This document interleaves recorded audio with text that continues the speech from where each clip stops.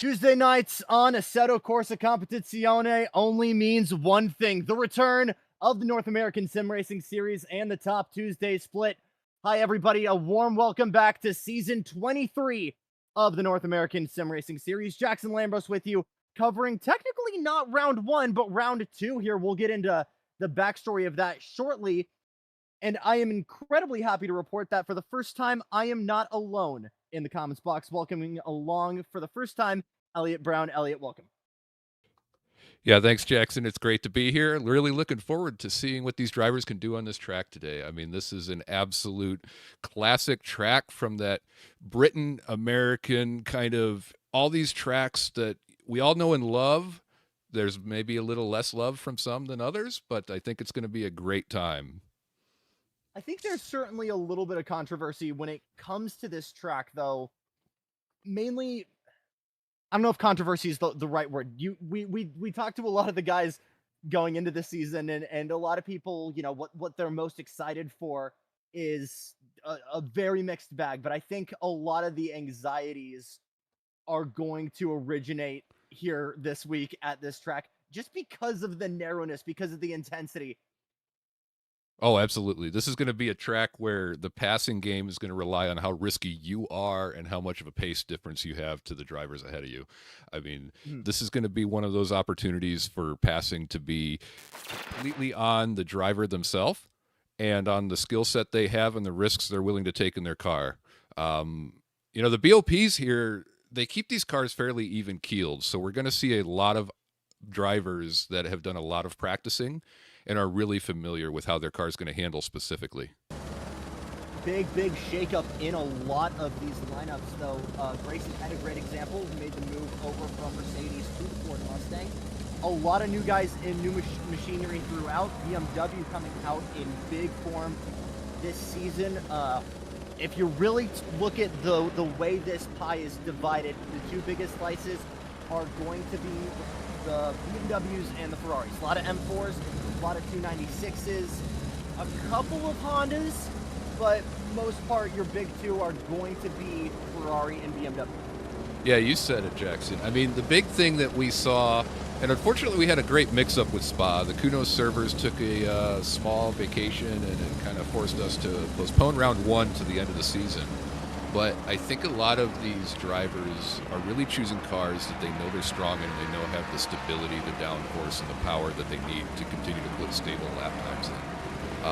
I'm really looking forward to this season to seeing how these drivers can put these opportunities together. I think it's going to be a really great opportunity for us to see the true capabilities, especially at the BMW, which I don't want to say it's underrated, but it's certainly one of those cars that a lot of people, I think, do tend to sleep on a little bit. First laps under pace are getting on the board here. Speaking of BMW, Jake Stork returning. He gets our fastest BMW so far. Third on the board, Arjun Lakshmi Narasimhan gets us fastest overall right now. It is a 1:34.47. Matt Quant in second in the Mustang GT3. After that, Davin Sturdivant in that NSX. And the brother, Mike, in fifth. Stepping away quickly here for some slight tech gremlins. I'm going to remind you guys briefly that due to a little bit of a scheduling issue, we're going to have a step away from me in about 45 minutes. But Mr. Brown will be taking you guys all the way to the finish. Then it will be business as usual for the remainder of the section. On board right now, watching Grayson Head trying to put pressure on in that Ford Mustang. Let's see if we can go on board here for a lap.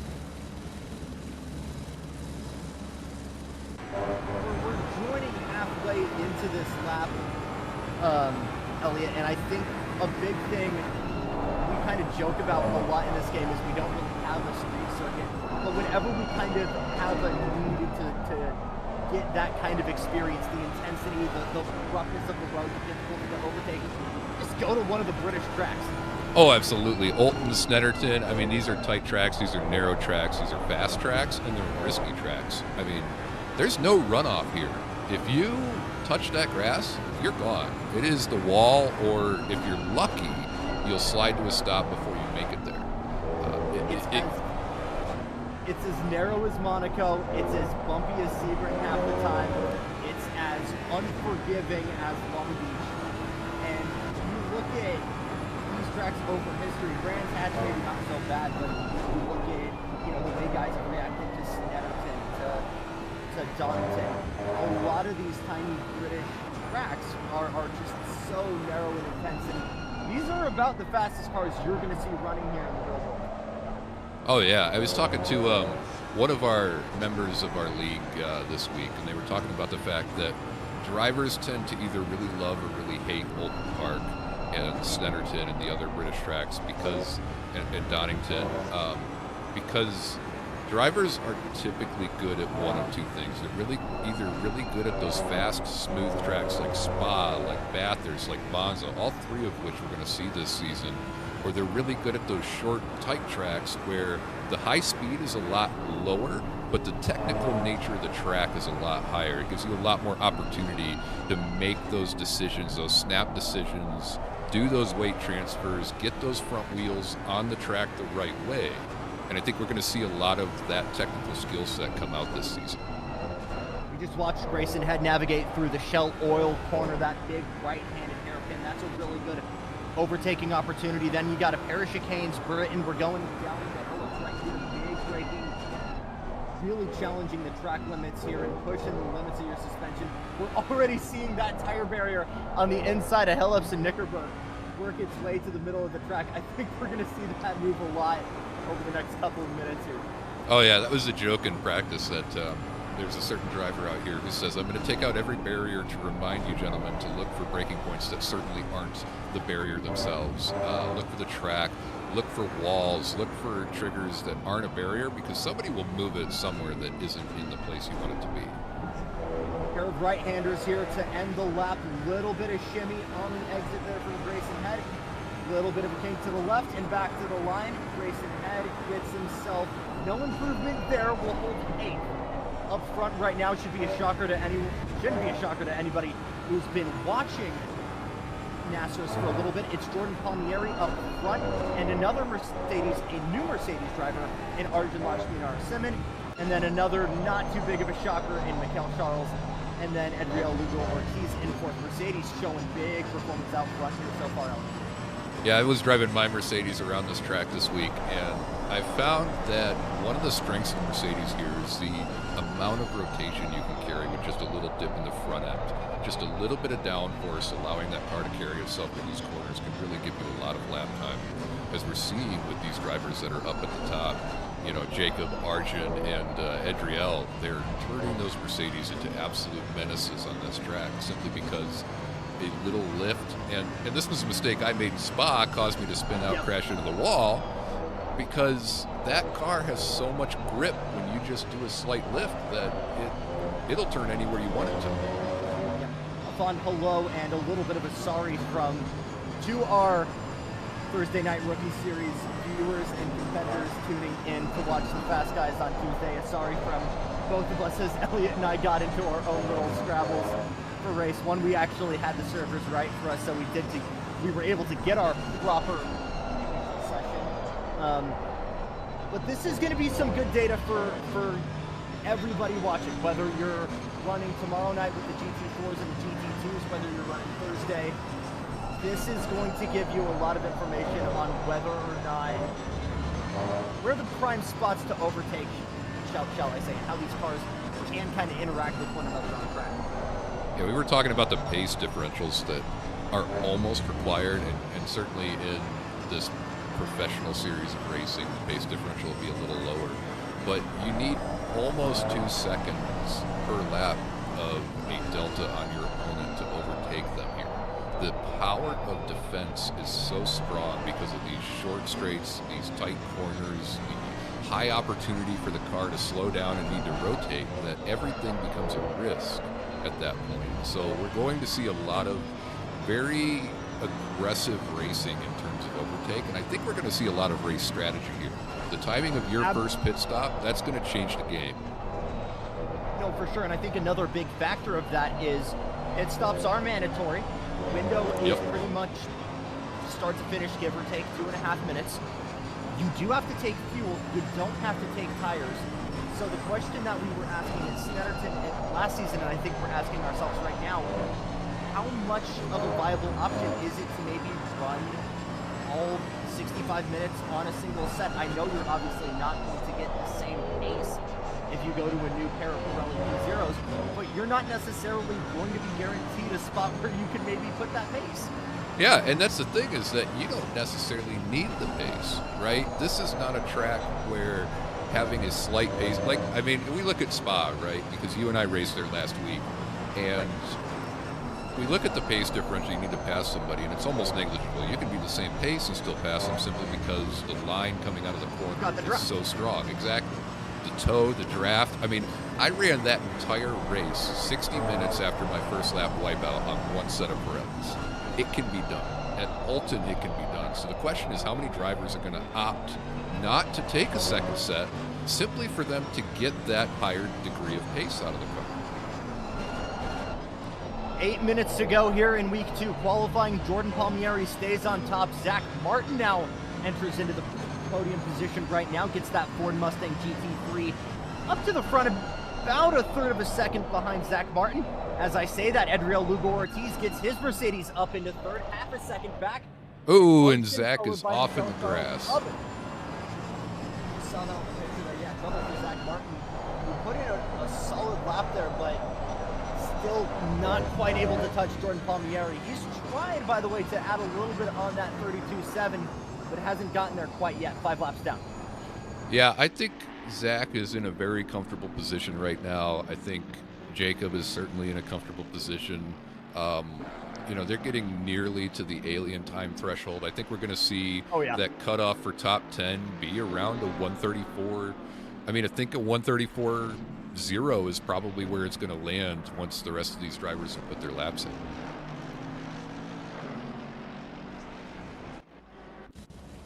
And as we look around the track, I start noticing that traffic is going to be a big issue here. We talked about this a lot this week, Jackson. We talked with every member of the group and the series and the season racing, and everybody was worried about traffic, especially during qualifying. You know, when we do our rookie race, one of the things we are going to see a lot of is backups. We're going to see a lot of opportunity for cars to get delayed and pushed further down the field than maybe they would want to be because the pace difference is so high. It's going to be tough for some of these drivers to find enough clear air to make that lap count. Qualifying is important for this race, and with this being, I'm fairly confident this being the shortest track we're going to visit here in season 23, real estate is coming at a premium, and it's absolutely something you need in GT3 machinery. It's not an open wheeler, but you absolutely do suffer from dirty air if you're right on someone's rear bumper. And if you objectively have a smaller, or should I say a slower guy in front of you, Elliot, we've experienced this before in the rookie season, in the rookie series, it's hard to really, you know, stretch your legs out when you've got a guy in front of you. I mean, this track is only 2.7 miles long.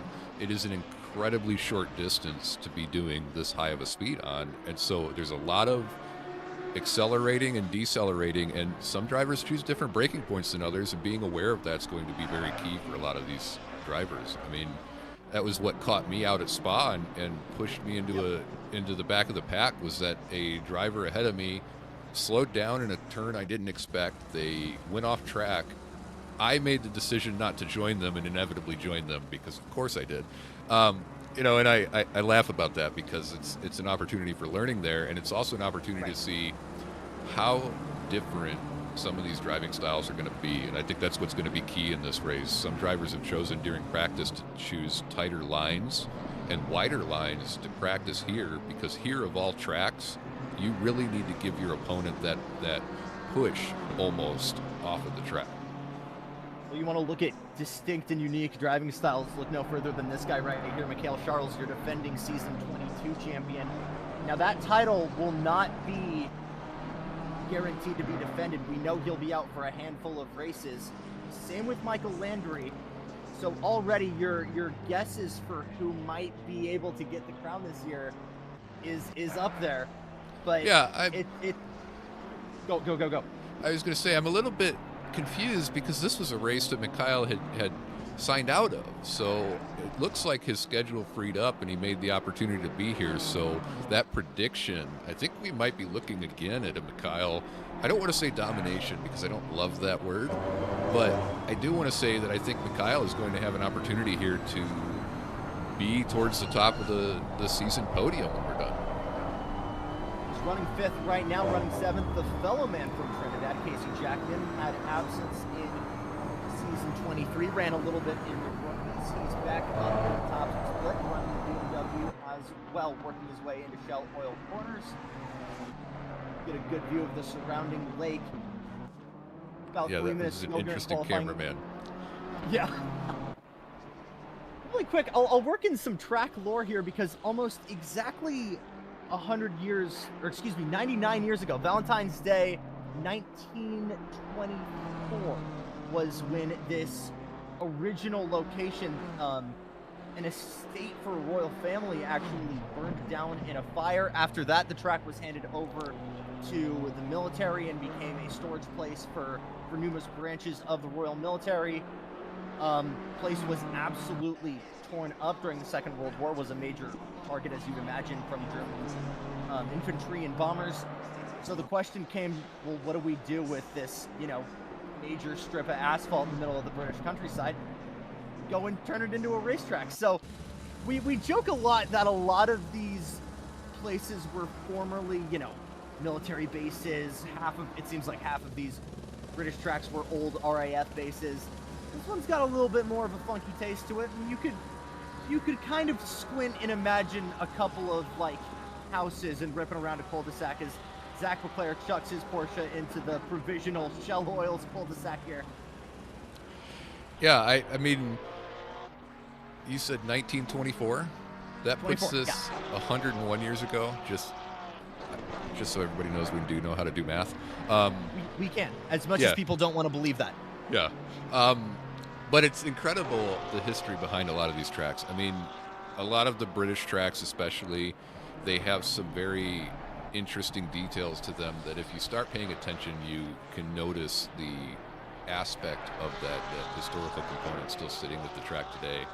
I mean, like you said, we can imagine the neighborhood that potentially grew up around this track, and that they chose to build this, field of racing because of the love of it, not because of the only thing to do.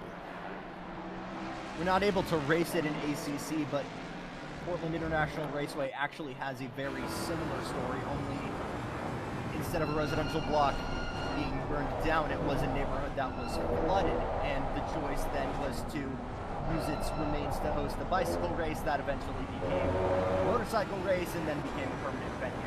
Now hosts the NASCAR Xfinity Series, GT Americas, and the IndyCar Series. 1 minute to go in qualifying. We'll get off of this bird walk here. Jordan Palmieri holds on to that lead overall. Zach Martin still holds up in second. Arjun Lakshminarasimhan gets instantly outgunned by Mikhail Charles. He puts that BMW M4 into the provisional podium spot. And Arjun must have done a faster lap a short while ago because Edriel was up in that third place spot. So Arjun traded a fourth for a third for a fourth again.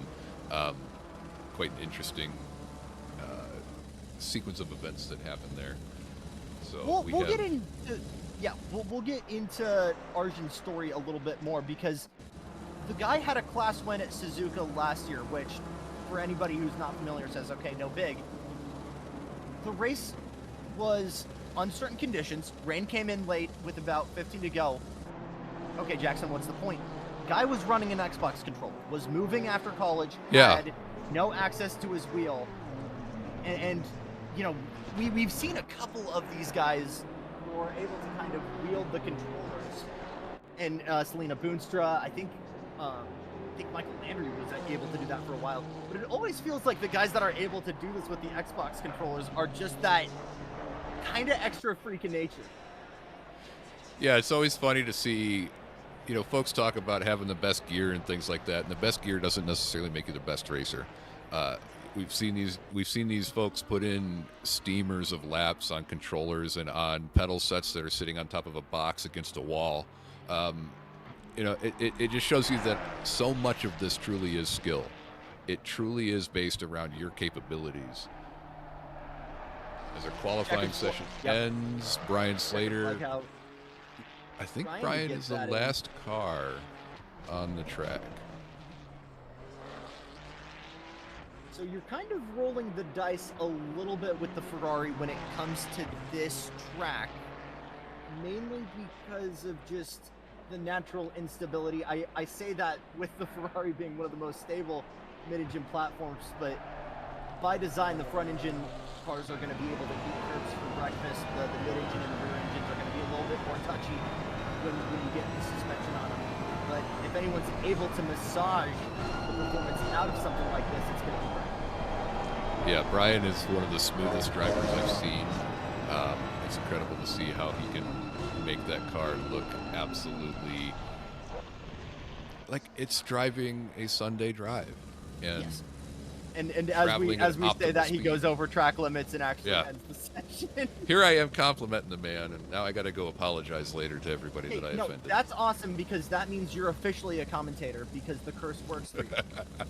Yeah, Field is set here at Oulton Park. We'll step away for a little bit, get you back when they stacked up. It's Oulton Park, week 2 here for the North Sim Racing Series. Stick with us.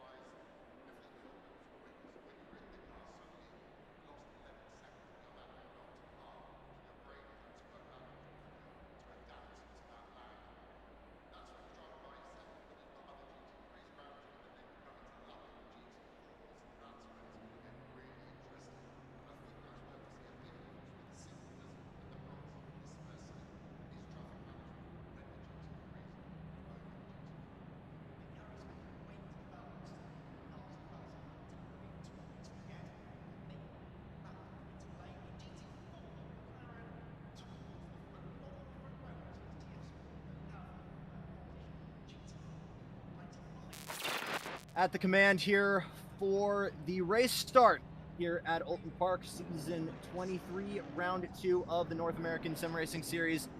If you want to get into this action, you absolutely can. Spots still open for the remainder of season 23 in various different leagues, such as the one you're watching right here Tuesday nights. Wednesday nights, we also run GT2 and GT4 Opens. That's just all-out fun if you're feeling so inclined. And for the first time, I can actually say this, we are fully loaded here for Thursday's rookies, but join the wait list if you want to get in. Great group of guys, great list of coaches, a lot of resources there to help you out. Discord link is on request in chat, so holler if you need it, we'll get it to you. Let's go through your starting grid really quickly, though. Jesse Beclaire is going to be your man at the caboose here. Had a little bit of an issue rolling back. After that, it's Shelby Hogue. Maniquest starting 21st in the Ferrari. Brian Crane working his way back here in 20th. Keith Bull, last of the BMWs in the number 14 machine. After that, pair of Canadians, Don Debian, Brian Slater in 18th and 17th, respectively.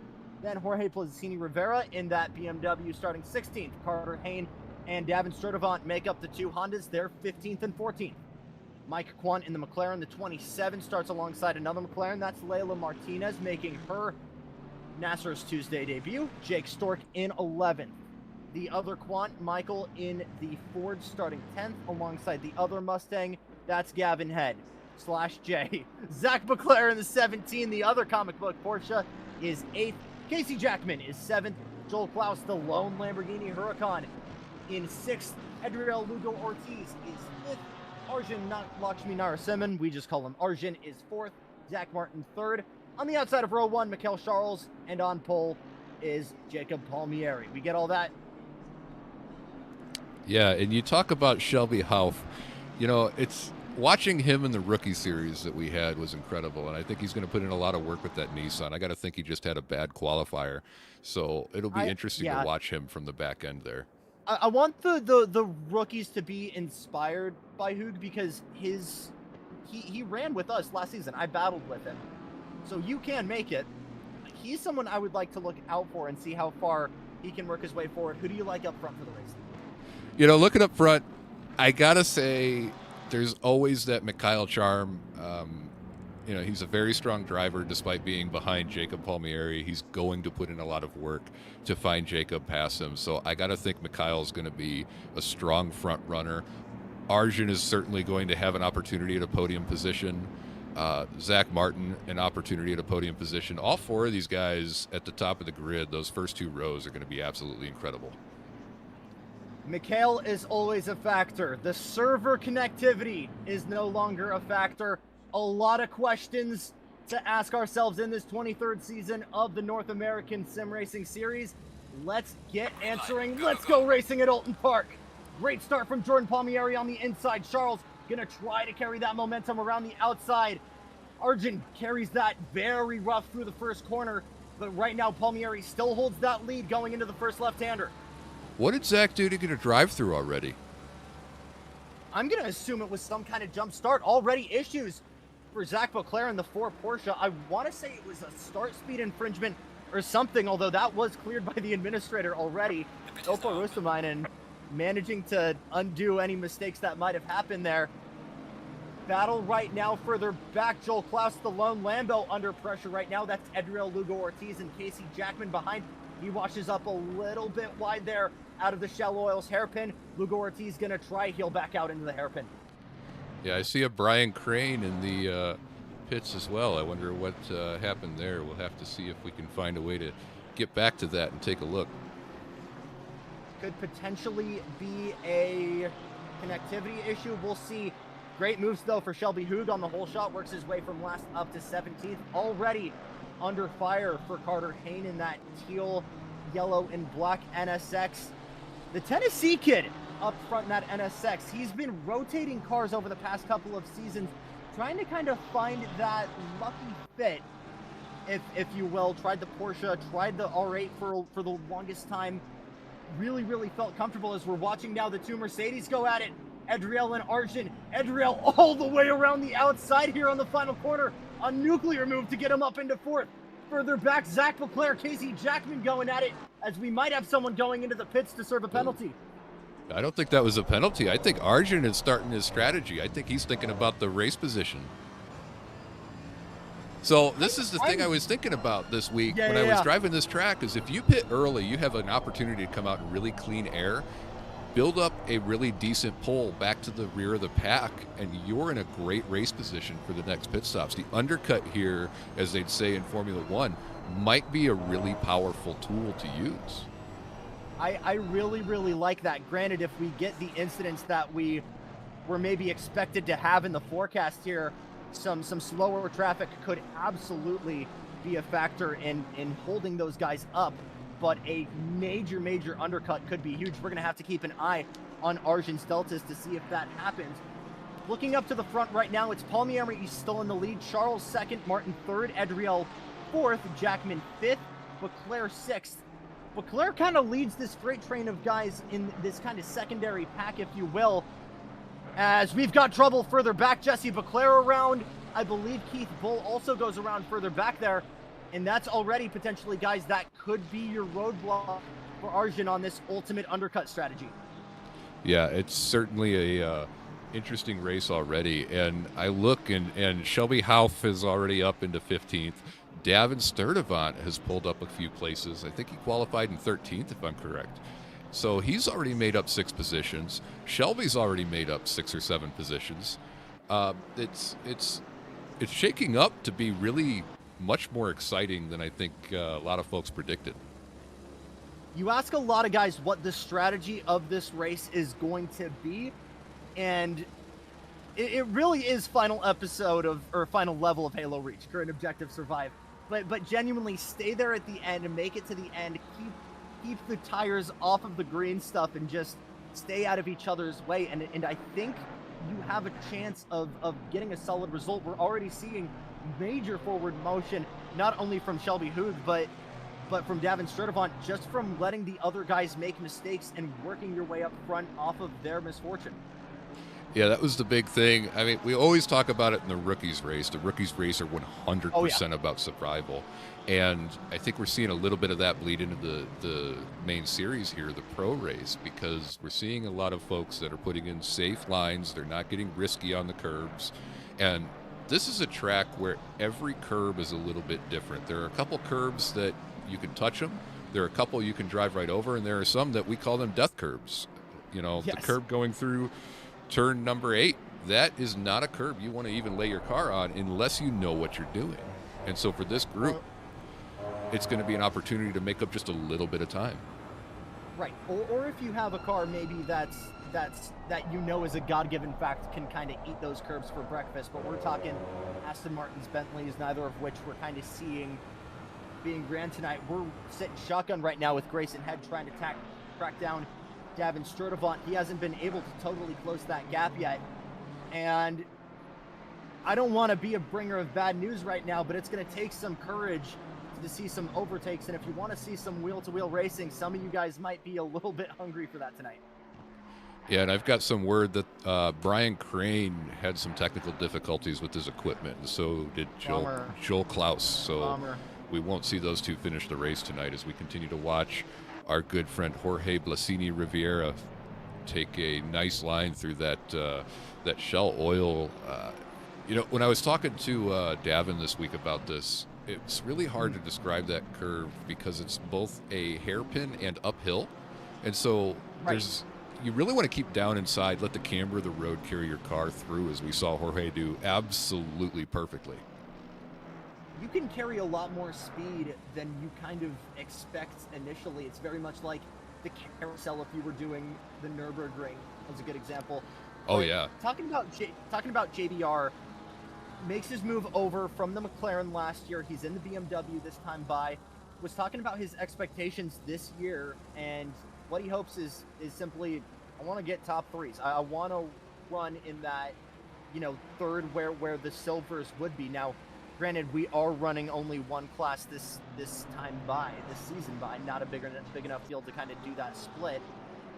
But I think for him, the objective would be top 10s, top 5s. He definitely had the pace to make that happen last year, but definitely a lot of misfortune on the way to that happening. So many good results at the kind of expense of a lot of other drivers. But absolutely excited to see what that man can do in that number 17 BMW. Number 16. Yeah, it's funny because I think when we asked him, what's your track you're looking most forward to, and he literally told us anything but Oulton. I think if you ask a lot of the drivers, though, Elliot, that's going to kind of be the case. It's been a general theme, but look how strong he's doing in this field right now. Right. He says anything but Oulton, and yet he's still top 10 right now. He's still holding good position. He's not backing up the pack. So I got to say, Jorge may not love Oulton, but Oulton seems to treat him pretty well as we see a passing opportunity from Layla. Yep. Yeah. Made her debut last week in the rookies. Instantly was talking to me after that race saying, hey, I don't want to be that girl, but I kind of kicked your guys' butts. Is there still space in the Tuesday split? And I said, absolutely. So here she is already within the top 10.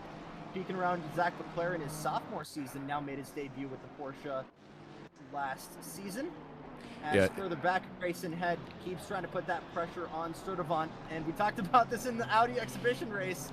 Yep. Davin's not a guy that's going to crack. No, Davin doesn't. He doesn't respond to pressure. He continues to drive a strong line, a safe line, and a very efficient line.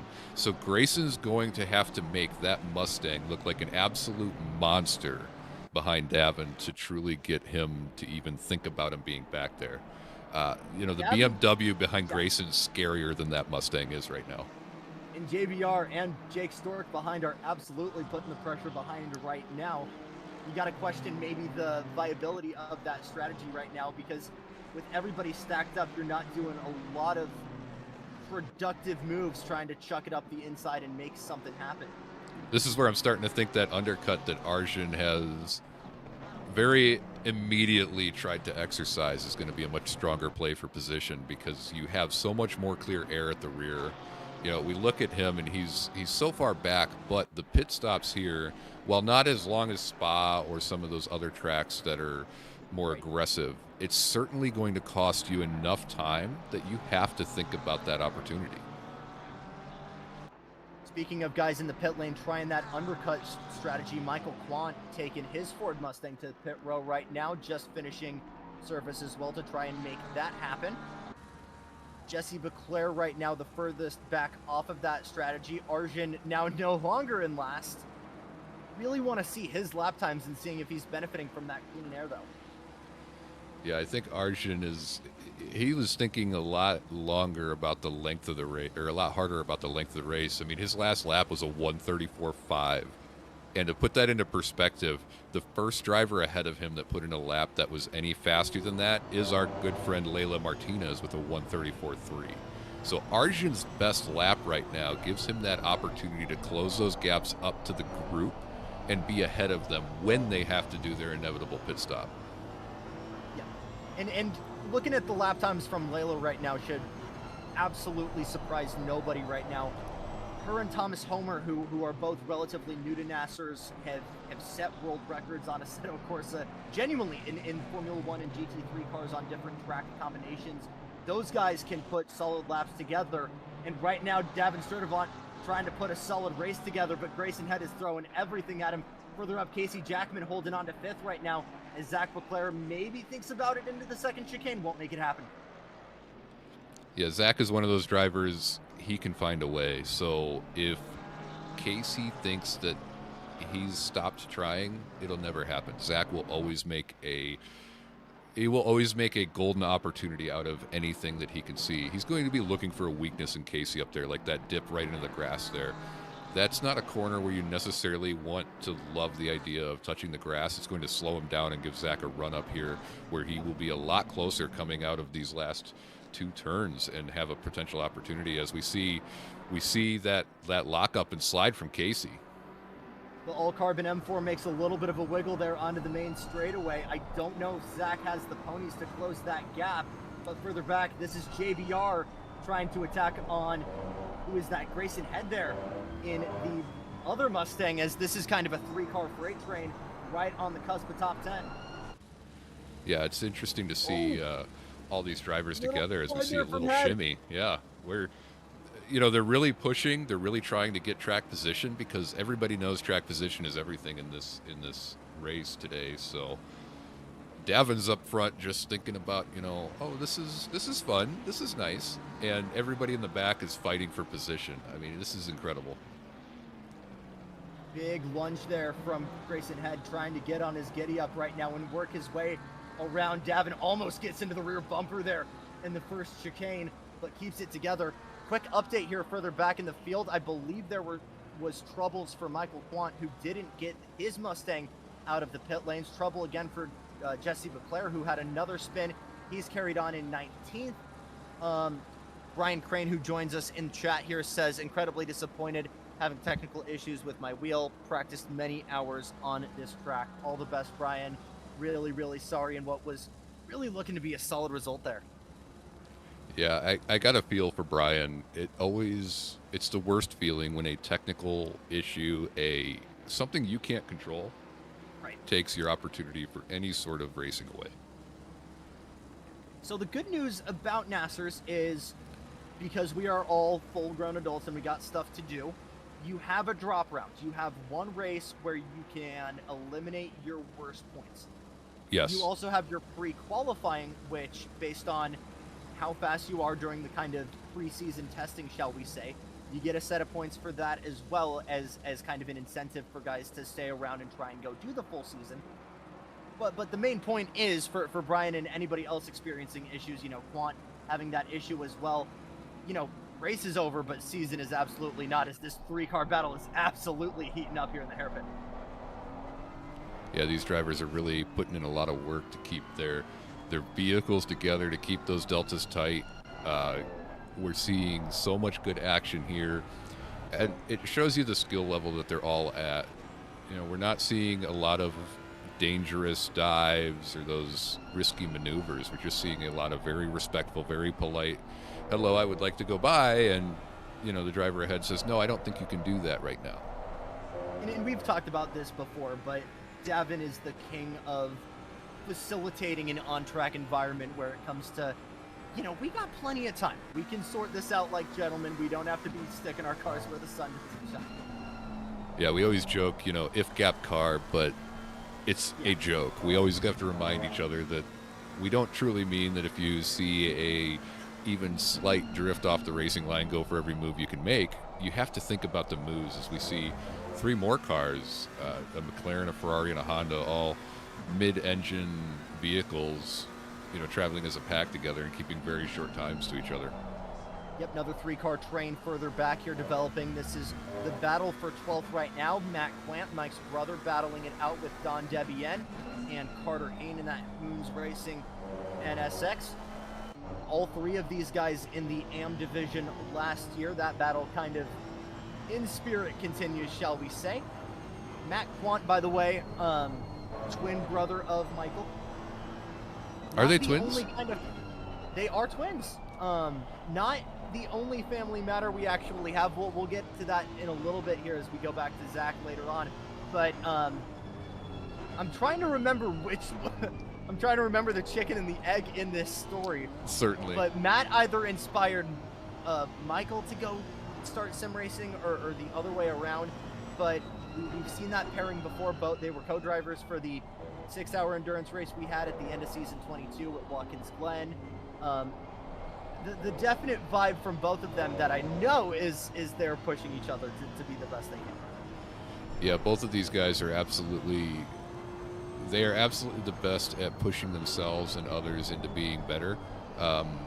It's great to see them race together as brothers and as competitors. I mean, they have no holds barred when it comes to racing each other as much as they are polite and respectful. Ty Sweat. Michael was indeed first. Thank you, Ty, for so I can get the names right. Yeah, Michael originally started sim racing right after COVID. Matt saw that, kind of wanted to get in on the fun, join in with his brother, and it did not take long for him to get up to pace. Matt still argues he's not quite as fast as Michael, but they are very much able to go wheel to wheel when it comes to Tuesday nights. So very cool to see that. Riding on board right now, though, with the guy that a lot of the rookies are looking out for right now, Shelby Hogue, in the Squirrel Speed Machine, the lone Nissan GTR in this field, kind of in no man's land right now. Quick update on strategy here, as Arjun still remains not quite a lap down, but definitely in his own world as well. Charlie Mainquist also getting his Ferrari out of pit lane, trying to run that undercut strategy, not as intensely, but trying to see if that will stick. I'm not entirely sure if we'll see that play through, but we'll see. Yeah, I got to think Arjun pulled the move at the right time, which is right at the beginning, because it gave him a lot of opportunity to start closing those gaps when everybody has a full tank of gas and fresh tires. And that's the thing is, like you said at the very beginning, you don't have to take tires here. And so for Arjun to pit, all he's simply got to do is take a splash of fuel, and he's got enough for the whole race, as we watch Shelby Hauff make it through the last 2 corners of this track and go a nice clean line, a little bit wide coming out, but keeps a lot of speed in that Nissan. It's conservative, and I'm liking the way he's approaching it.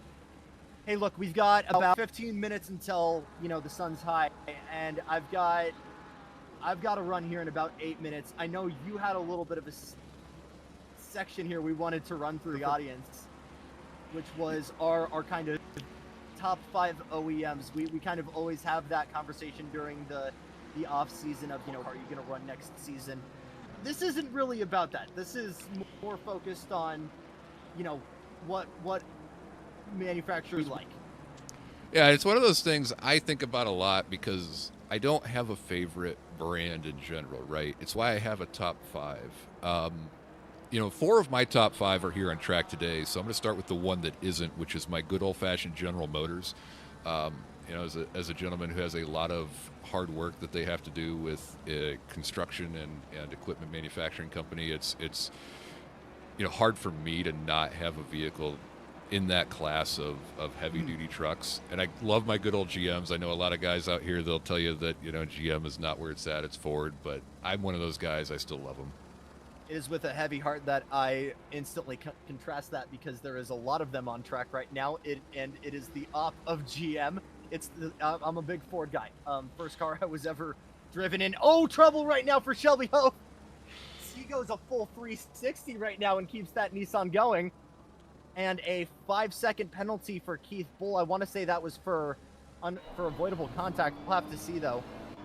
But going back to the tangent here. First car I was ever driven in. Oh, and there's Grayson Head off track into the sand. As I'm talking about Fords. That's just the way it's going to be. It's this is that. And look how many positions Grayson's lost. He went from 9th down to 14th. This is what we were talking about all week, Jackson, is this track. You cannot afford these mistakes. You cannot afford to dump your car off the track because you lose so many positions. And track position is everything here. No, absolutely. Nothing makes up for track position here. No, 100%. And it's funny you say that, though, because even then, the provisional delta you need to have in order to, hypothetically pass a guy is, what was that magic number you had earlier? It was around 2 seconds is what the conversation boiled down to, is that the pros and some of the stewards and some of the engineers around our league told me that 2 seconds is the rough delta that you need over your opponent in order to pass them cleanly here without creating any sort of a havoc or a catastrophe. And I think that's because these straights are so short. You have to come out of your exit so fast and be so much quicker than your opponent. So 2 seconds is your magic number for how much faster you got to be. But just as quickly you can go from battling for a top 5 to trying to claw yourself back into the top 10, and that's unfortunately what we just saw for Grayson Head. Yeah, Grayson is now down running 14th, 9 to 14th. I mean, that's going to put a hard damper on his race today. If I were him, and I'm not telling him what to do, but if I were him, I would start thinking about that pit stop. Start thinking, can I pull a move like Arjun pulled? Give myself the opportunity to run in clear air long enough to close those deltas. Race control to Casey Jackman, plus 5 seconds to car 12 for avoidable contact. I'm actually not sure if that actually was Casey Jackman. No, it wasn't. It's Keith Bull. Excuse me. Yeah, I was going to say, I don't see. Sure. Oh, that's why we saw Brian Slater drop back, because he was the other car apparently in that incident. We'll have to, if you're in the Discord server, you can stick around to see right now, to see eventually, what ultimately happened there. When we're firing at all cylinders, we'll eventually get a replay system going for you guys, but ACC does not make it easy. No, it's one of the conversations you and I had when we talked about this season, is that one of us is going to try and pull replays, the other one is, and the pull replays was going to be me, but then today's scheduling conflict makes that a little harder. Yeah. Which is fine. It's the first race of the season. We're going to warm up. We're gonna get our rhythm together as we watch Jake Stork make a nice clean lap through Oulton Park here today. Coming up on Davin Sturdivant and a Matt Quat behind him. I don't see Michael. Michael must have either dropped out or not participated today. Yeah, he went in the pits about 2 laps after Arjun, and I'm not sure if there was tech issues like we saw with Brian Crane, but ended up dropping out. Casey Jackman up front, though, continues to feel the pressure here from Zach Leclerc. Hasn't been able to get that move done quite yet.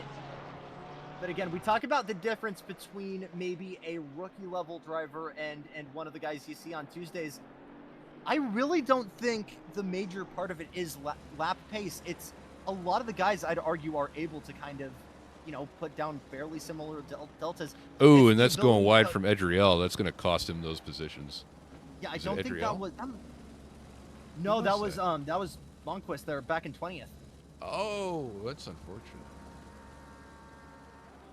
But I think the big difference here, Elliot, is the ability for these guys to have a car in their rearview mirrors and not crack under pressure. Yeah, it's always the pressure. Keep putting their head down. When we race, and it was funny because as I was catching you before you got disqualified for your failure to serve a penalty, which was disappointing. I was really looking forward to our battle, and I thought to myself, I said, how big can I make my Mercedes look to your Ferrari? And that was the first thought that always goes through my mind when I come up on another driver is how much of my front end can I cover their rear view with, hoping that they're not driving by looking out the front of their car. Because when they make a mistake, that's your opportunity to seize. And the proverbial joke among sim racing is always, looking up the inside and maybe not dive bombing, but throwing a dummy. But the difference from a lot of these guys is if you throw that at a Mikhail Charles, at a Davin Sturdivant, they're not going to flinch when you pump the ball out. They're, you see these pro level drivers, and then what you see them do is drive completely calmly. And it's something that when you get to that point where you can make it look like a Sunday drive, even if internally you're having an absolute panic attack, if you make it look like a Sunday drive, your opponent is going to think twice about every move that they make because they know they can't shake you up. 40 minutes to go here in week 2 of the North American Sim Racing Series at Oulton Park. I'm stepping away for other commitments, but fret not as you have a fantastic man as there's a battle heating up here on track. I'll give it to Elliot. Take it away, my friend. We're going to miss you greatly, and we're looking forward to seeing you at the next race. And it looks like, is that a Grayson Head getting past a Don Debian? It's an opportunity for us to see some great racing. Sorry, this battle got really interesting really quickly. As we see our friend Casey Jackman once again with a Porsche of Zach Beauclair riding on his tail. What's Zach going to do? Is he going to... I think he might just calmly sit behind Casey for a little bit and put that pressure on that we talked about earlier. These are drivers that they're always thinking about what's going on both ahead and behind them, but they're not thinking too hard about it. Like we mentioned, they drive as if they've driven this car all their life. It's really what sets them apart from some of the younger drivers, as we see a Jesse Beauclair off in the grass coming out of turn 15 here. That's not a great spot to be stopped, especially with other cars coming up past him as he looks to try to rejoin the track. Now down in 19th place in that number 409 Porsche 992.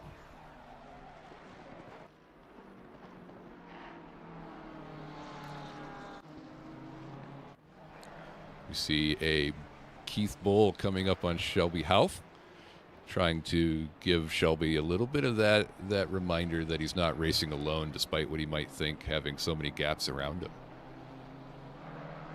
Shelby being one of those rookie drivers that not necessarily graduated, but it does kind of feel that way sometimes, as when we're younger in our career and we're driving our races and thinking about what we can do and not do, we learn a lot of lessons, and Shelby's learned so many throughout his career. It's incredible to see him move up to this series and be incredibly competitive. Carter Hayne pulling a nice tight gap to a Matt Quant. Matt Quant in that McLaren and Carter in that Honda, both mid-engine cars, going to pull strong through the rest of this race. Is that another Jesse Beauclair once again off the track and into a barrier? That's unfortunate. That's really going... Oh, and he's having a lot of trouble getting that Porsche to not spin out on him and give him that opportunity to get back on track. You really got to feel for Jesse here. I wonder if his tires are getting a little bit exhausted from, the Porsche's very hard on rear tires, and if those rears give up, it's going to be an opportunity for a lot of rough road racing. Davin down in 16th. Looks like he's probably taken his pit stop. Yep, as I look at my pit board. So our drivers currently who have taken their pit stops and are now ready to race to the end of this track, we have our 14th place position, Zach Beauclair, our 15th place, Arjun, our 16th, Davin Sturdivant, 17th, Jorge Blasina Rivera. We have our 18th of, I think it's Jack Stork. Is it? I feel bad for not knowing his name off the top of my head.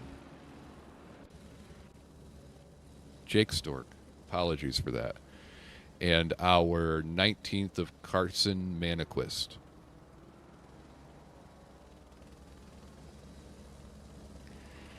As one of the members of our track talks about, as a wise driver once told me, point the Porsche in the direction you want to go and pray. And having driven that car, in fact, I was on the verge of racing in these Tuesday's races after driving that car, and the only thing that kept me out of it was that Jackson asked for a little bit of teamwork in the commentaries, and I thought that'll be a lot of fun as we continue to watch Keith Bull drive that BMW. The joke being that the BMW is so incredibly wide rather than it is tall. Putting in absolutely very pleasant, stable lap times so far. Arjun in the Mercedes. As a fellow Mercedes driver, it's great to see so many Mercedes drive around this track. I love them. They're one of my favorite. They're one of those top fives. And he dips the right end into the grass. That's not going to help him at all as he maintains control and pulls it through the Shell Oil's corner. That's great recovery from Arjun. I know if it were me, I'd be in that barrier so fast I wouldn't even have time to think about it.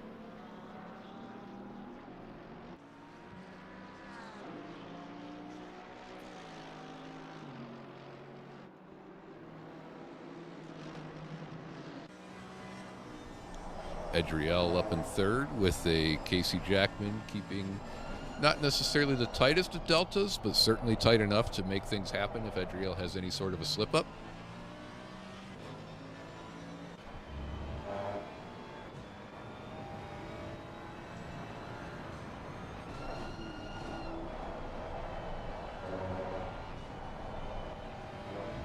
Ryan Slater in that Ferrari keeping a nice smooth race going on ahead of him, making pace from which, again, we have to factor in pit stops, but at one point he was nearly towards the bottom of the grid and back up in 6th place.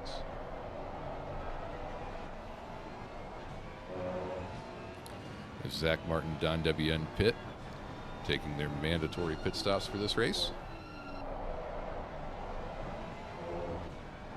So right now, the only drivers not to have pitted, apart from Mikhail Charles currently in the pit stops, are our top 7.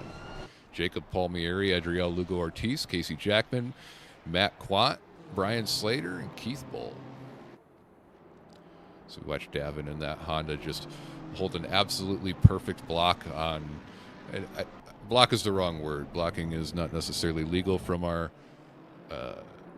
racing rules, but he keeps his Honda just as wide as it needs to be in order to hold Jorge and Jake behind him off and keep the racing going on just the way he wants. He's one of those drivers. He certainly does not mind the driver behind him. He doesn't even think about him most of the races. Looks like we've got quite a few cars piling up here with Davin leading the train and holding just exactly what line he chooses to hold. Like we talked about earlier, this is a race where you take fuel, you don't need to take tires, and if drivers are smart, they'll drive like David. They'll keep their tires from overheating, from getting sticky, from getting overly burnt up, and they'll just let that car roll on down the highway. As I think it was Boston.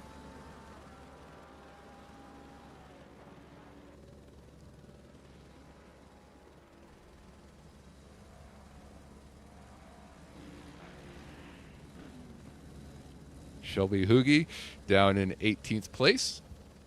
running that Nissan just as hard as he chooses. We'll watch our friend Mikhail Charles for a moment as he drives this.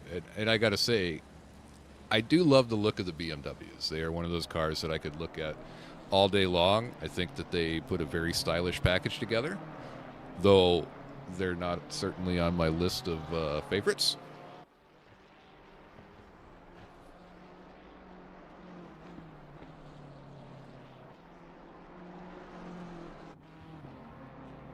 Fastest lap so far held by Jacob Palmieri, who currently is in the pits for his mandatory stop, as he comes out of the pit lane right now with Mikhail rounding out the final turn. Jacob having just enough delta ahead of him that Mikhail won't be a threat today.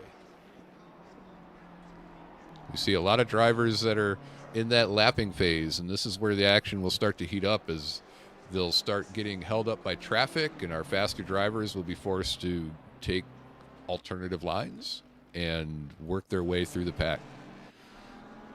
Battle for 10th position right now, still holding strong. Davin and Jorge going almost side by side through turn 14 here. I'm sorry, 16. I can't read. Jorge getting a clean run alongside Davin coming into the first turn as Davin is forced to go wide to avoid contact. Jorge cutting the curve on the inside. Davin keeping it clean, keeping it forward. Jorge failing to completely seal the deal here as Davin pulls tight to the outside, comes around the inside, makes it through turn number 3, and Jorge still behind him. This is giving Davin that opportunity to show just how strong of a driver he is. As Jorge looks again, the power of that BMW is certainly showing off, but Davin keeps his tighter line, and Jorge's forced to back out as we go into the Shell Oil's corner with 3 drivers nearly coming up to each other side by side if they could try it. As Davin leads Jorge, leads Jake. These drivers certainly trying to prove something today. The first race of the season, almost. We did have a spa snafu. The Kuno servers did not allow players to connect without a substantial workaround, so we have postponed that to the end of the season, as mentioned before.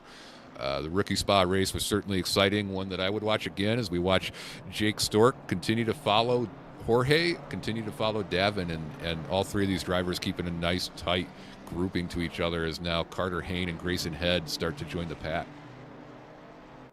Up front, we have Adriel Lugo-Ortiz, who is still yet to pit.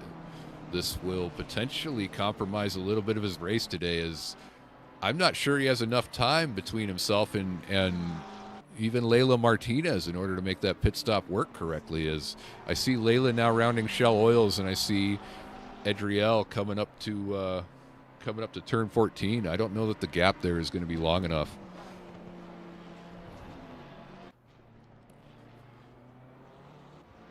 Looking at my timing screen right now, the speed trap, the fastest speed on track right now has been 232 kilometers an hour from Grayson Head in that Mustang.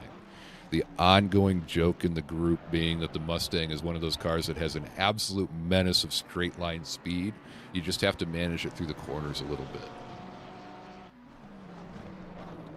Layla Martinez keeping just ahead of Zach Beauclair as Beauclair keeps looking and looking and looking for an opportunity to make a pass here going into the second chicane. Zach looking and Layla keeping that defensive line coming. Carter Hayne, Grayson Head still battling it out a little bit for 11th. Jake Stork, Jorge, and Davin still just up front. Davin and Jorge still battling it for 10th. Jake being right in the middle of these 2 groups, just thinking to himself, you know what, I think I will just park my BMW here and drive around.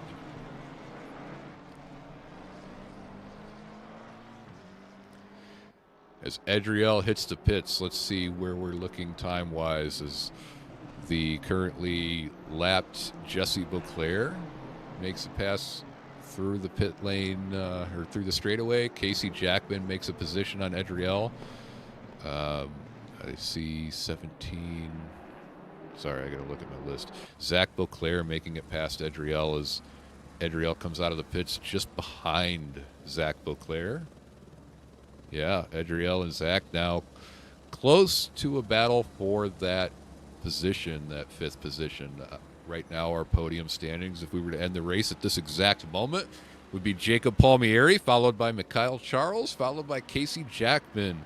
Both of the gentlemen from Trinidad up in the second and third places. Adriel Lugo Ortiz looking up ahead at the battle ahead of him, thinking about trying to get into the mix here, as that Porsche of Zach Beauclair still sits behind the McLaren of Layla Martinez, thinking hard about what opportunity they might see to take a passing. As we see a drive-through for Layla Martinez. I'm not quite sure what that's for here, but that is unfortunate. That's going to put Layla back down the order. Give Zach, Adriel, and certainly Arjun an opportunity to make some clean positions here. Speaking of Arjun, we mentioned earlier that undercut looked like it could be a certain opportunity to make up some positions, and Arjun has done just that. Qualifying in fourth, dropping back quite a few places, choosing to make that first lap pit stop, and now Arjun is back up in seventh, looking at a sixth position due to the drive-through currently imposed on Layla.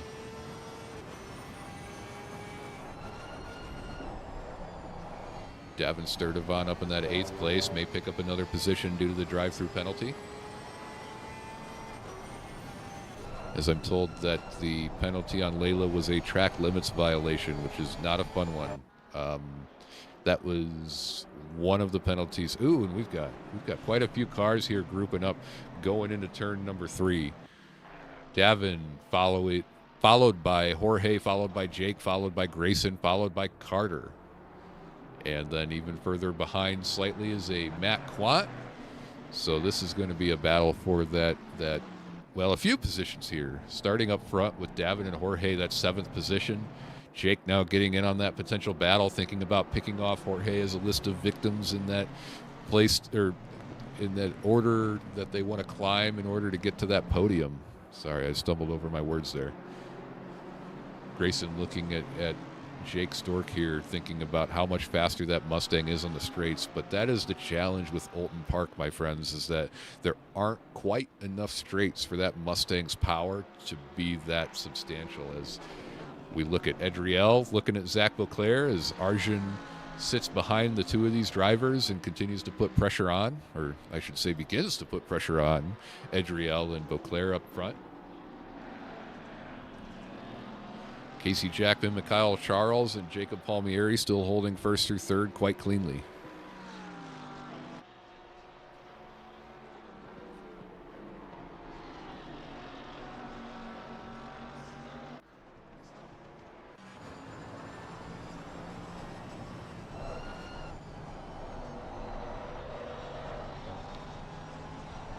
Adriel looking really close to Zach Beauclair here.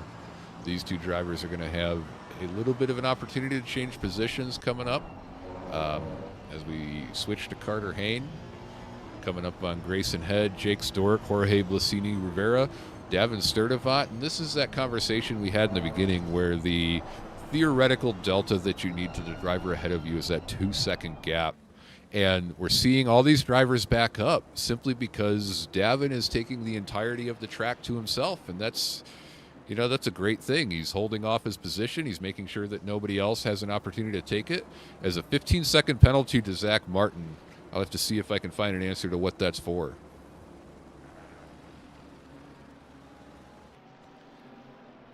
The pack of cars behind Davin continues to condense a little bit, as now I can see a Matt Quat joining the fray, a Layla Martinez shortly behind. This is going to be an interesting battle as we see all 7 of these drivers coming into the back end of the track.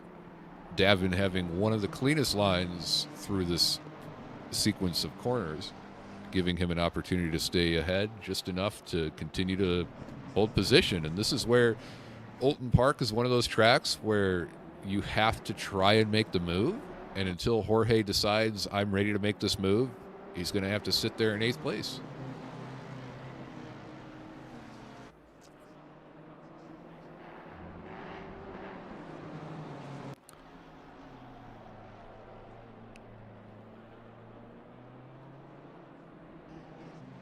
Sounds like the penalty on our friend Zach Martin was avoidable contact with car number 2. That's our friend over here, Brian Slater. That's unfortunate for Zach and Brian both, as I see them down towards the end of the order again.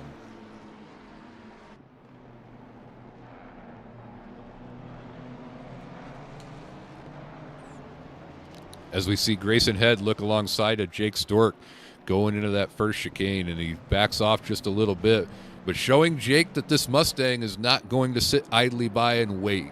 It's going to try and make a move. It's going to try and put pressure on. It's going to try and seize that position, forcing Jake to have to drive that BMW a little more aggressively. And we see him pull up a really tight gap to Jorge as Jorge stays behind Davin.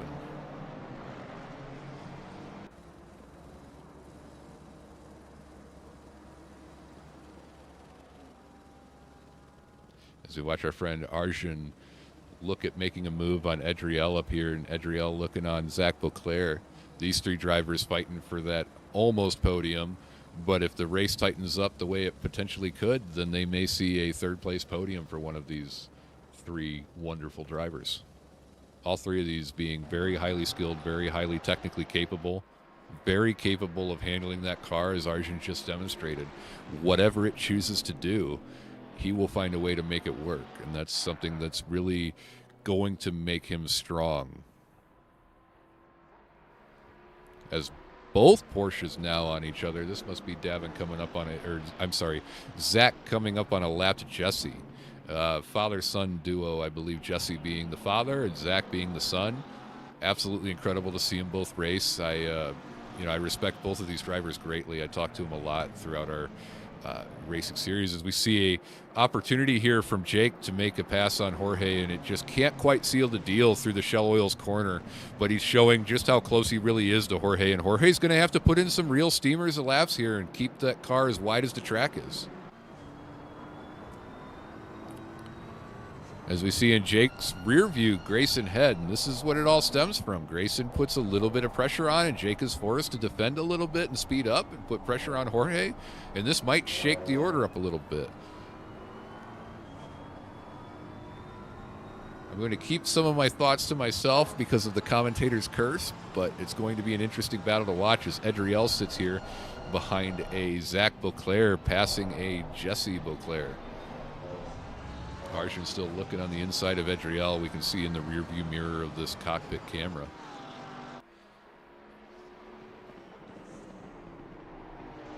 Jesse keeping tight to the inside, knowing exactly what's going to happen ahead of him as Zach goes a little bit off track, and that costs him that position. Edriel in 4th, Zach in 5th. Arjun might have an opportunity here to take a look on Zach Beauclair because that Porsche will have compromised its line, and that's going to give Arjun an opportunity to carry way more speed coming out of turn 3 here as they come up this, what might be called a straightaway into turn 4, coming down into the Shell Oils corner. We see Arjun look tight on that Porsche, keep that line close, keep that car as big in that rear view as he can. Zach Beauclair being one of those drivers who's really hard to shake up, and it's hard to make him hesitate. So Arjun's going to have to do a lot of work here to make this pass stick, unless Zach makes another costly mistake like he did coming out of turn 2. We see the train led by Davin Sturdivant coming up into the second chicane, turn 10, 11, 12. I see a Davin, a Jorge, a Jake, a Grayson, a Carter, and a Matt again. These drivers are going to have to start thinking, we've got less than 20 minutes left in the race. We're 2/3 of the way there. I swear I can math. And they're going to have to start thinking about their race. Where do they want to be when the checkered flag flies? Do they want to be sitting in the train of cars, or do they want to be trying to make an opportunity to make that car the first car in the train of cars? As we see these cars bunch up through the final 2 corners, that 16-17 combo. I almost don't count turn 17 as a corner, but it's on my map, so I have to call it. Jorge keeping it close to Davin, keeping that BMW, that absolutely huge car in terms of track width, look as big as it can behind the Honda, which might be the smallest car on the track today. The Honda being one of the cars that I love, the real world Hondas. I absolutely adore them. They are one of my favorites as we see a, ooh, is that Grayson Head thinking about a pass on Jake Stork, but he just can't quite, and I'm not sure that corner is where I would do that, but here we got a Grayson Head keeping so much. Oh, and there is a contact between Grayson Head and Jake Stork, catching up a whole bunch of cars in this group. This is a really, really big shakeup for this race. We've got Layla Martinez, followed by Carter Hayne, followed by Matt Quant, Jake Stork, Grayson Head. This completely shakes up the final order of these 5 cars, really. Jorge being the only car to avoid that from, of course, Jorge being ahead of the group, it's not surprising, but that was a really tough mistake from Grayson that's going to have cost him quite a bit, as I'm sure the stewards are looking at that contact and trying to decide whether there is or isn't a penalty to be applied.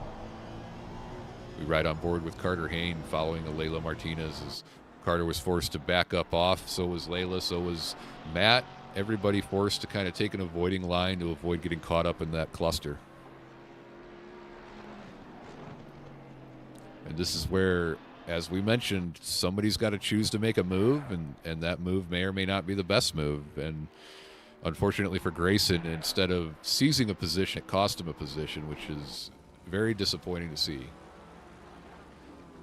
I certainly feel for all the drivers involved as Arjun keeps close as he can to that Porsche driven by Zach Beauclair.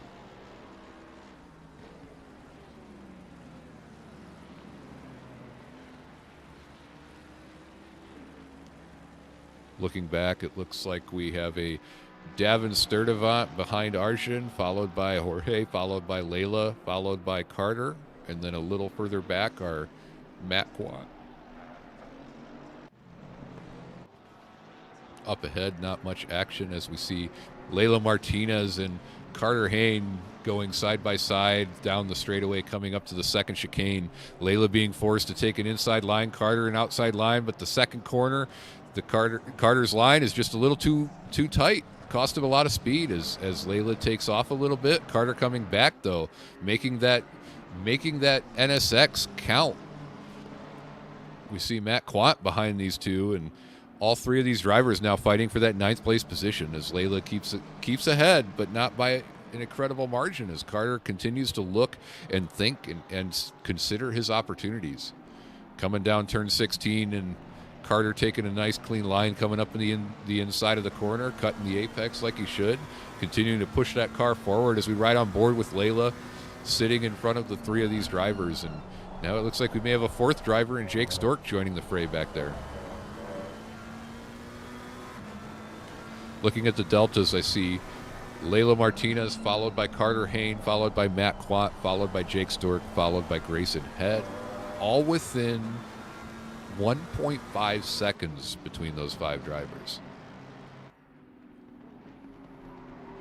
And it looks like the stewards have issued a drive-through penalty for Grayson Head for that contact with Jake Stork. It certainly couldn't be anything else as Jake Stork. Did Jake Stork just drive entirely off the track? I'm not quite sure what happened there. It looks like he kept it on track, but that's unfortunate for Jake. That very wide run through that hairpin there just it shook things up quite a bit. As what is this? This is a Layla Martinez backing off. I'm not quite sure what happened here either, but now Layla Martinez riding behind Grayson Head. Carter Hayne and Matt Quant having made up that position.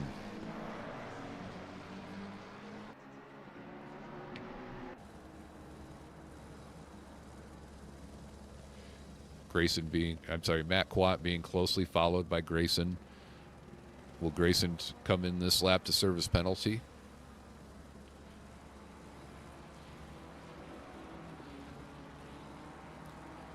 As I look back, it looks like we have Jake Stork and Keith Bull riding towards the back of this pack. I'm sorry, Don Debian and Jake Stork. Keith Bull being just a little bit further back with Brian Slater coming up on him for company.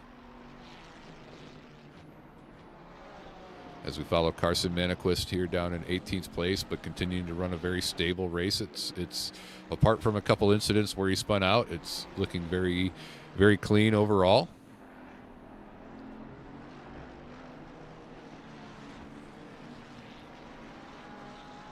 Carson being 2 laps down from Jacob Palmieri. Jacob putting in incredibly quick laps. The best lap of the race so far being a 1:33.195, just under a 1:33.2.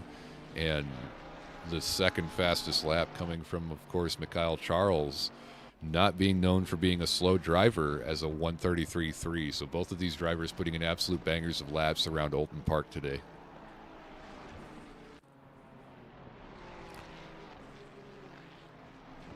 Follow one of our group coaches, Brian Slater. I see a little bit of dirt and what looks like it might be a little bit of damage on that Ferrari from a couple of incidents. Very unfortunate to see.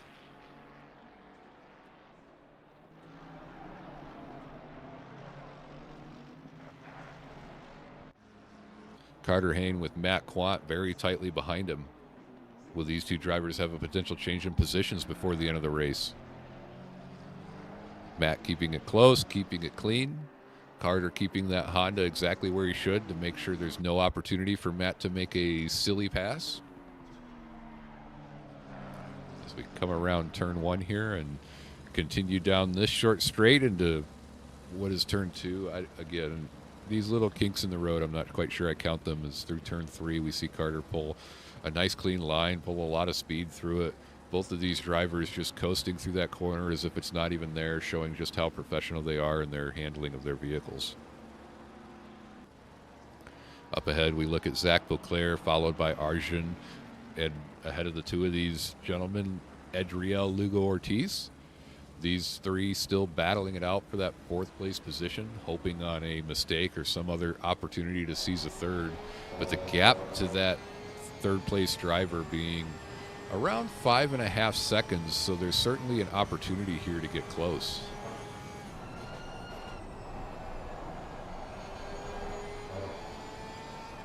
While it's anybody's race, I'm not sure if I were these 4, I would count on a 2nd place.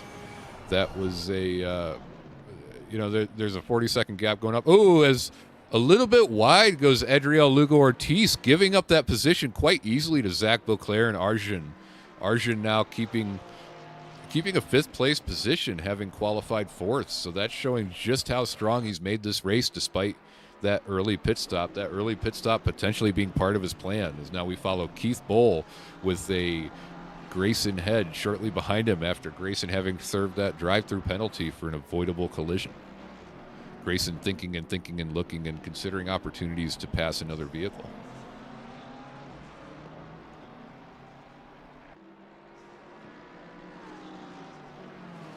Grayson very close to that BMW ahead. If I were Keith Bull, I would certainly have a very good understanding that Grayson was behind me.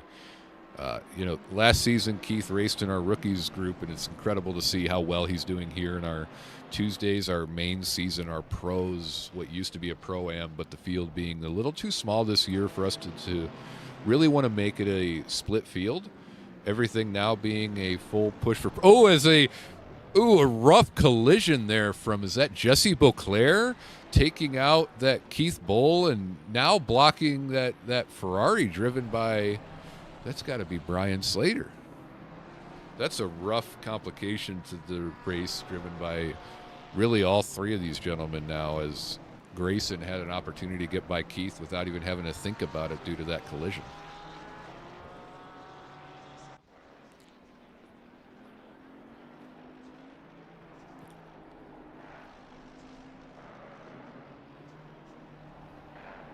And you really have to feel for Jesse tonight. It just has been a little bit of a rough racing day for him, and Brian makes it past him like he's almost standing still. We have to wonder if that was intentional or if that was simply a pass because that Porsche's taken too much damage. Start to see some more gaps in the field, a little bit of the traffic break up, not too many cars following each other as tightly as they had been before. We're going to see a little bit more in the next 7.5 minutes, closing in on the final stages of this race here. If they haven't secured their position yet, they will, as I see a drive-through penalty for Matt Quant. I have to wonder what that's for, maybe a avoidable collision. We'll see if we can check in with our stewards on that one. So from the top down, we have Jacob Palmieri leading Mikhail Charles, leading Casey Jackman for our podium positions, followed by Edriel Lugo-Ortiz, must have gotten that position back, followed by a Zach Beauclair and an Arjun Lakshmi Narasimhan. Davin Sturdivant, Jorge Blasini Riviera, Carter Hain, Matt Quant making up the rest of your top 10. As now we look to Layla Martinez, Don Debian, Grayson Head, Keith Bull, Brian Slater, Jake Stork, Shelby Hauff, Carson Manaquist, and Jesse Beauclair for the rest of our pack. Matt Quant having that drive-through will probably be giving that position up as long as a couple others. Right on board with Mikhail Charles, riding tight to Jacob Palmieri. Mikhail having pushed that car the last few laps to try and close up, putting in the last lap being 7/10 faster than Jacob as they go side by side coming out of the second chicane, and Mikhail making it past almost like Jacob was going in reverse. I have to wonder if that Porsche's rear tires are falling off entirely.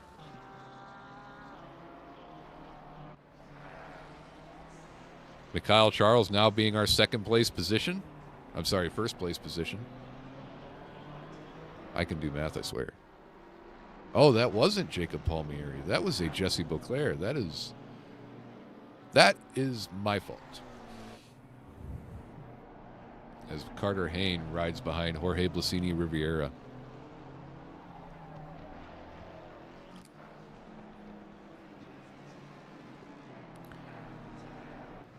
Mikhail still putting in incredibly fast laps. He's still faster than Jacob Palmieri around the entire track at this point, and that's going to give Jacob a little bit of a concern when it comes to finishing the race.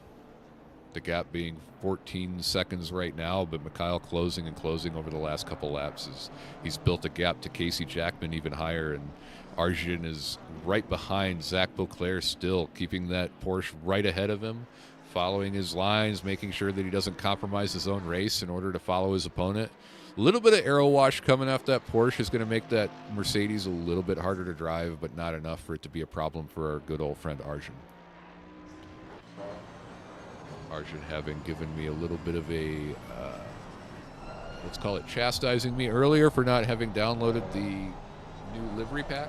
Sorry, Arjun, I do apologize. I meant to. I forgot. That's my bad.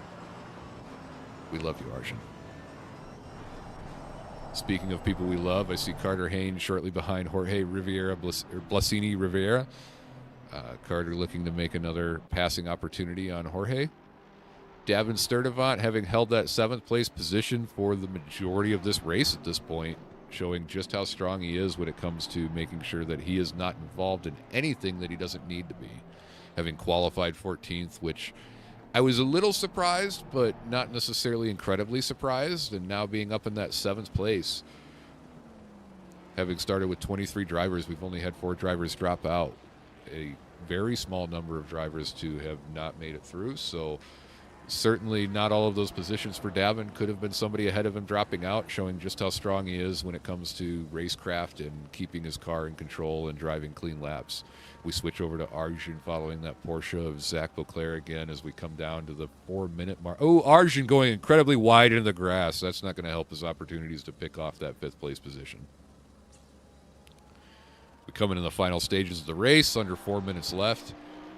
These lap paces, that'll be around 3 laps at this point, as Arjun tries to reclaim the Mercedes and get back into his rhythm coming into turn 1. Tires on that Mercedes are certainly looking a bit towards the end of their life at this point.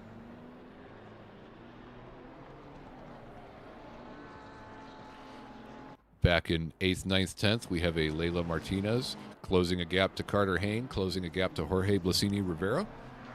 All 3 of these drivers looking to see just how many points they can score on this wonderful evening.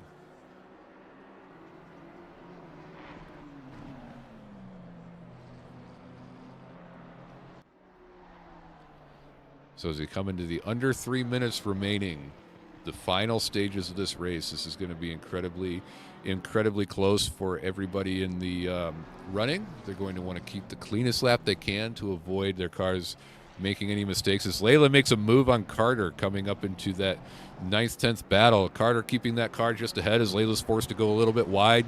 Carter pulling just the right line that he needed to keep all the speed that he needed to have going through that corner. Going through the chicane now. They're followed by Don Debian, followed by Matt Quant in order. But that may not necessarily be on the track because I see the number 21 car driven by Jacob Palmieri coming up on the group as Layla breaks a little bit late and sees themselves really close to the rear end of that car ahead of them. Carter keeping a safe line, keeping a smooth line in that Honda NSX. But I'm looking at the way he's driving, I'm starting to suspect his tires are falling off just a little bit, and Carter might be struggling a little bit for rear tire grip. As they come around the Druids Corner, as it's called, and Layla goes a lot wide, ends up in the grass, and that's going to ruin the opportunity at a pass on this particular occasion. But these drivers having another probably 2 laps before the race is finally closed, so certainly going to see another opportunity for some passing as the leader comes around the start-finish line again. This will be, looks like they'll get 3 laps to the close because I believe there's going to be a white flag lap yet. So Carter holding off position to Layla getting that position on Carter. Now Jorge Blasini Rivera being the next target of Layla Martinez. Layla going past Jorge coming out of turn 3 and into turn 4. That gives Layla that 8th place position right here at the final stages of the race. We have less than a minute until the checkered flag.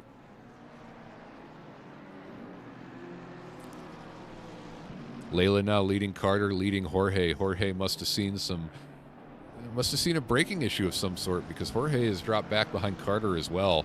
That move from Layla having cost Jorge 2 positions. The Mercedes driven by Jacob Palmieri now looking to pass Carter Hayne and now looking on Layla Martinez. Jacob having put in absolute steamers of laps, his last lap being a 134.2. The closest competitor being Adriel Lugo Ortiz at a 134.2 as well. All of these drivers really in the top 6 positions driving very fast races. As our leader now comes around turn 16, 17 with 5 seconds left on race clock. And we see a countdown to the end, a white flag and a checkered flag. So that is the final closing of our race today with Jacob Palmieri in first place. And we will see how this order shakes up as drivers cross the start-finish line. But it's looking like a Jacob Palmieri followed by a Mikhail Charles, followed probably shortly. The deltas here being incredibly large, so I get to wait a moment.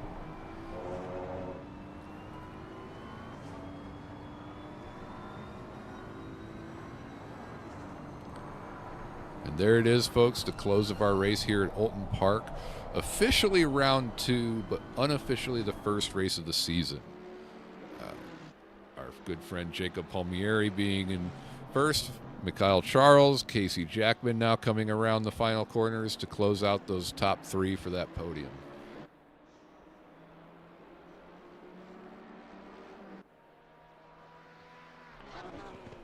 Adriel Lugo Ortiz in 4th. Zach Beauclair and Arjun coming around a little bit shortly here to round off 5th and 6th, with Davin rounding off 7th. Everyone else having finished a race a lap back.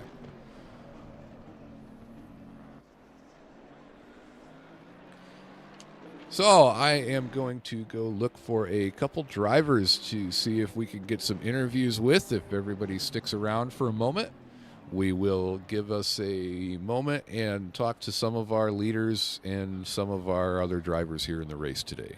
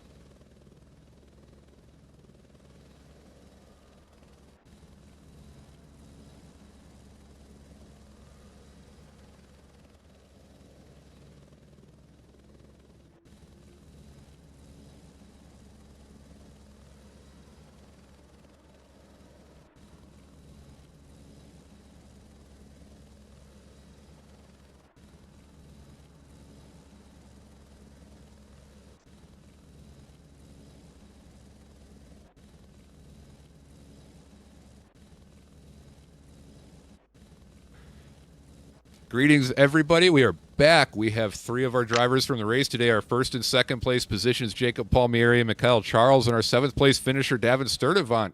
Picking it up from 14th place, Davin, can you explain exactly what your strategy was for the group here today?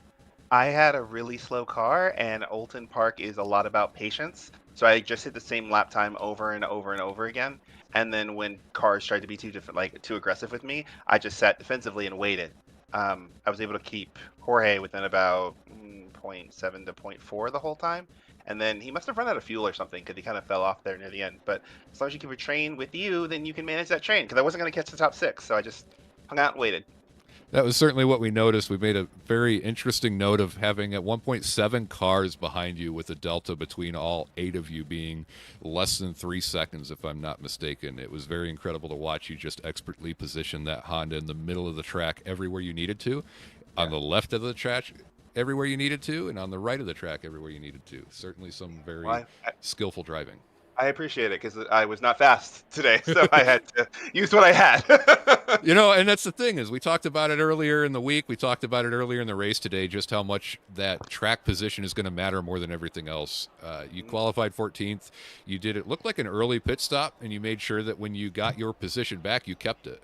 Yeah, well, there was a small mishap in the beginning, so that if you sit on the outside of turn one, you're not going to get caught up in that. So that gave me a couple spots. And then when we were running in our train, I would pretty much just kept my eye on. There was one slow back marker, 2 slow back markers, and since we were in a train, I just dipped in, and then everybody else lost time with that guy because they have to sit there with a slower guy that's even slower than me, and then it's math after that. So Jorge was still really fast though. He was a freight train. He could have passed me any minute. Yeah, Jorge looked like he had some great driving, but like you said, he fell off there at the end.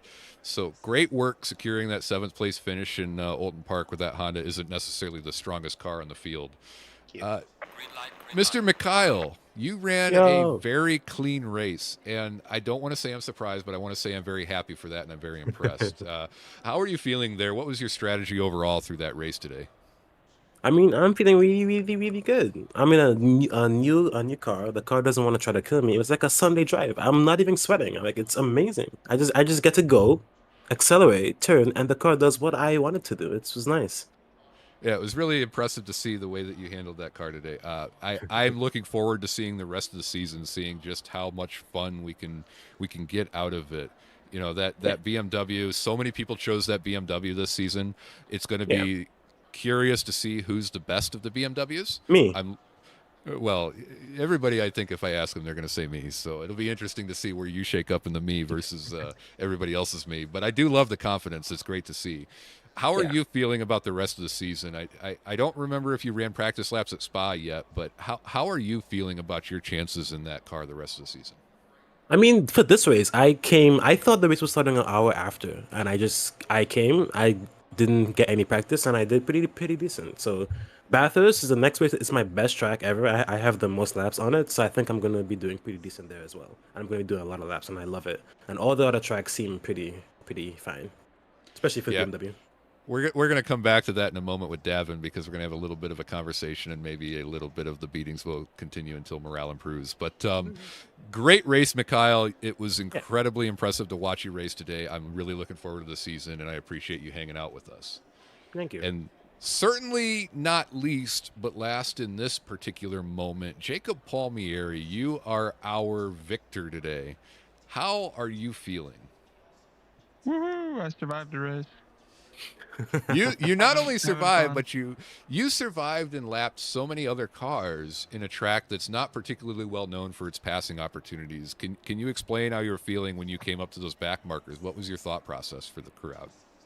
Well, they all know me, whether it's for good or bad, and they let me by, probably rightfully so, and it worked out.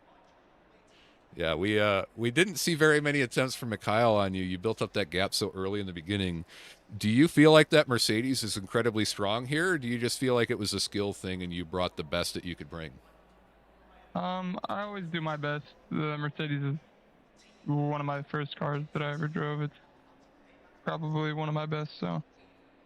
The car's always good anywhere with curbs, but I think I just had the pace here. You certainly did have the pace here, and we are very happy to see the the pace that you demonstrated and showing that no matter what you drive, you've shown that you could make it to that first place. So congratulations on your win. Now, before I let the three of you go, we need to talk about the season a little bit because there's been a small shakeup at the beginning. This is technically round 2, the first race, because Spa, the servers were not participating very politely, and so we've canceled that. However, I want to talk about the overall championship this season and the fact that of all of these tracks, right, and we've got to look at what we've got. We've got Spa, Oulton Park, Bathurst, Nürburgring, Monza, and Kyalami. And Mr. Davin, I think the audience is owed an explanation why Spa, Bathurst, and Nürburgring and Monza are all in the same season. Well, selfishly, it's because there are other tracks that I want to do later, so I just put these together because ha ha ha ha. But also too, there's going to be some learnings in each one of the tracks, so it won't just be a straight walk on the park. Like Bathurst is at night, so deal with that. Nürburgring is going to be in the wet, so enjoy that. Monza is going to have changing conditions, and I won't tell you how much they change. And then Kyalami, it will be a torturous heat fest. So even though it seems straightforward on the surface, I always end up throwing one variable in to make it difficult. So there will be some beatings into the morale and cooler, so it'll be fun. Yeah, you certainly do throw some variables in there to give everybody an opportunity to struggle, but also learn. And I'm looking forward to seeing how the rest of the season shakes out. I think you all three put in very impressive drives today. It was really incredible to watch, especially the way that you handled the traffic here at a track that, it's not that it's impossible to pass. It's just that it's a lot of work. So I want to commend all three of you. Thank you. Thanks, man. So I'm going to go back and look for 3 new victims. If you gentlemen would like to head back to your homes and do whatever you would like to do at the end of the race, I'm going to go see if I can find 3 more folks for us to talk about. So audience, stand with me for just a moment.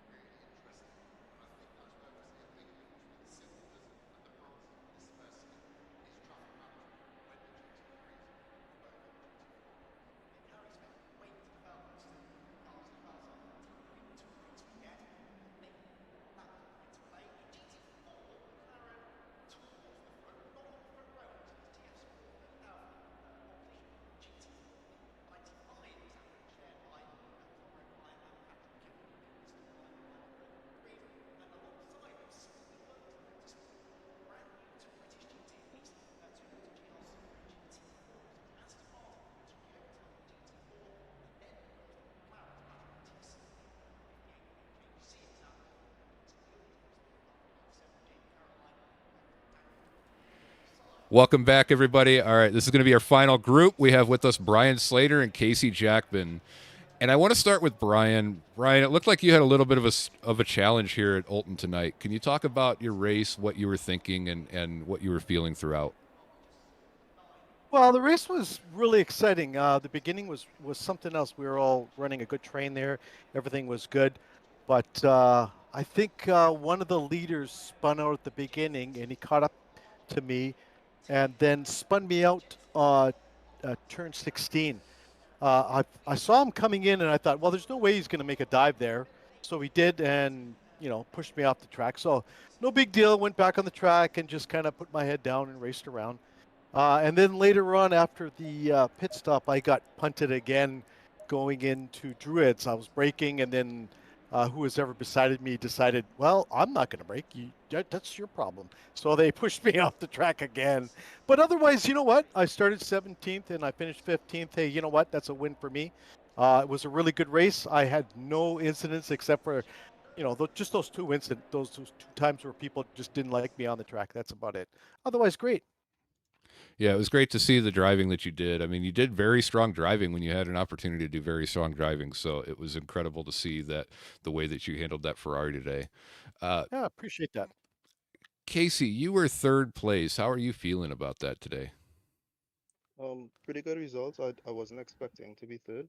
I had a pretty quiet race. My main goal was just to get some separation from the mid pack. So And you certainly did that. once I was able to get that, it was just about getting a clean pit stop on fresh tires and trying to just complete the second half. I had a Did pretty you close moment at the end though. did you gentlemen put tires on during your pit stops? Oh yeah, I did. Yeah, Yeah, it was necessary. yeah, Yeah. yeah. It was one of those things we were looking at because Arjun, I don't know if you noticed, but Arjun pitted in the end of lap 1 or 2. And I made a mental note and I made a verbal note. Jackson and I talked about it for a moment until he had to step away. But how do you guys feel the undercut played out today on this track? I know, Casey, you stayed ahead of Arjun. Brian, you didn't quite stay ahead of Arjun. Of course, you didn't start ahead of No, Arjun, so I can't no. necessarily Yeah. fault you for that. But do you guys feel like an early pit stop was a stronger strategy? What do you think, Um, Cassie?